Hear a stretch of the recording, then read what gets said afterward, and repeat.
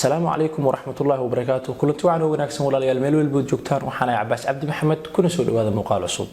Muuqaalkan waxaan kugu soo gudbin doonaa duco aad iyo aad muhiim u ah iyo waliba qisada ay ducada ku imaatay. Nabi Maxamed nabadii naxariis korkiisa aatee ayaa ku dhaaranaya والذي نفسي بيده إلهي gacantiisa nafteeda ku jirtaan ku dhaartay ducadan cidi ku duceysata muraadka ay leedahay ama qasadka Rabbi tabaaraka wa taala ay ka dalabto ay helaysaa. Haddaba inta aan u guda galin ducada aan idin soo hormariyay qisada ay ku imaatay. Saxaabiga jaliilka ah ee Sa'd bin Abi Waqqas ayaa maalmaha kamid ah waxa uu soo galay masaajidka markuu imaaday waxa uu la kulmay badi saxaabada Nabi Maxamed nabadii naxariis korkiisa aatee oo masaajidka fadhisa iyo saxaabigii weynaa ee Uthman bin Affan oo si gooni ah meel gooni ah fadhiya. Sa'd ayaa waxa uu doonay inuu u tago Uthman oo soo salaamo. Kolka uu tagay Uthman waxa uu ku yiri assalaamu alaykum wa rahmatullah. Hase ahaatee ma uusan u jawaabin Uthman bin Affan Sa'd oo salaantay kama uusan ridin. Sa'd oo isir waxa ku maqli waayo Uthman ayaa markale wuxuu ku celiyay assalaamu alaykum wa rahmatullah ya Uthman. Hase yeeshee Uthman markale ma uusan u jawaabin oo ma uusan ridin salaantii Sa'd uu salaamay.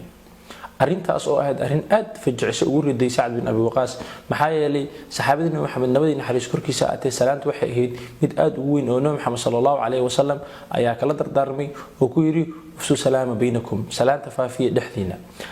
Sa'd oo ka carooday inuu Uthman salaantii ka qaadi waayay waxaana u tagay Umar bin Khattab oo ahaa amiirkii muuminiinta xilligaasi. Umar ayuu u tagay waxa uu ku yiri Umar waxaan dhacday in aan salaamay Uthman bin Affan وسلامتي iga ridi waayay marka aan ugu celiyay oo mar labaad uu iga radin waayay.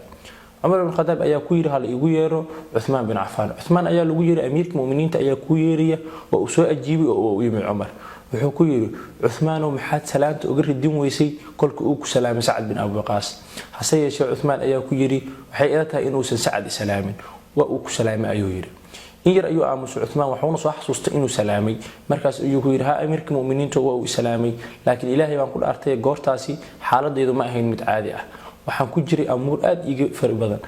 waxa haysta xaalado badan oo dhib ah arintaas ayaan ka fakarayay oo ma aanan gala kalin in la islaamay cidi islaantay midna culays ayaan dareemay waxaas culayska aan dareemay iiga daran ayuu yiri Uthman bin Affan waxa jirtay xilligii Nabi Maxamed nabadii naxariis korkiisa aatee uu noolaa maalmaha kamid inuu Nabi Maxamed ku dhaartay والذي نفسي بيده إلهي ay gacantiisa nafteeda ku jirtaan ku dhaartay ducadan qofkii ku duceystaa halkaas markuu Nabi Maxamed marsiinay ayaa waxa uu yiri waxa albaabka soo galay nin reer baadiye ah Nabi Maxamedna sidii ayuu ku aamusay oo uu ka mashquulay ducadii waxa aan ka shalaysanahay ama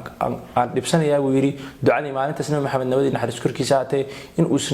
noo sheegin oo aan xifdinin hadii aan aqoon lahaa maanta waan ku duceysan lahaa amuuraha ama xaaladaha adag oo haystana waa ii fududaan lahaayeen. Umar bin Khattab ayaa ku yiri ha anigu waan fadhiyay maalintaasi oo waan xasuustaa inuu nabigu markuu intaas yiri ولين سوق الريربادية أصلا مركز أصلا شكذا من قصة النبي محمد النووي يدعي أن كسوق النبى أي أنت سكوها كتير حصل شيء سعد بن أبي وقاص أي سوب بودي ووح وجيري أنا أي دين جرنية محايا لي مركز النبي محمد النبي نحرس كركي ساعته وحافظه كل عطي أي كذب التجي ووحن كوري النبي محمد دعاء أدخل آرتي يا هذا نوشي إن إيمان تنكر البادية مركز سوق أتكمش قوشي وحن دنيا يعني دي شكته النبي محمد النبي نحرس كركي ساعته وإيش شيء أيوه يروح ويجري والدعاء ذي أخي ضمون وكد عيستي كل كي النبي يونس أولقي حوتك أو من اللي بيرجع أولقي دعاء صار واحد كلا تماهن ودعاء كومن أو بسيطة أو فضود ولا إله إلا أنت سبحانك إني كنت من الظالمين دعاء سوى دعاء آدي قيمة بدن قفك مركو أنت سيرادو أي مرادك وليه جدالك الرأسي سنيا هدي لبعض أي كويسة أي تاي مروجو هدي أي تهدين هدي أي تاي هولك لا تأدونيو هدي أي تاي إن الدنيا سيدم بأدقش إن رب تبارك وتعالى وكعفيه مراد والب الله ده هي مرك آتيرادو لا إله إلا أنت سبحانك إني كنت من الظالمين إلهي بري وإلهي وحاس أتكبر سوى وكأجيبيا محايل النبي محمد النبي نحرس كركي ساعته أيها قرارنية دليلنا وحقوق فلان كل النبي يونس أو حوتك أو لقي سدح ذا مجدي أو كجري ومجدي هبينك مجدي بدأ يمجدي النبرجي لقي علوشيس أو كجري مركو كعل علي لا إله إلا أنت سبحانك إني كنت من الظالمين إله سبحانه وتعالى أيها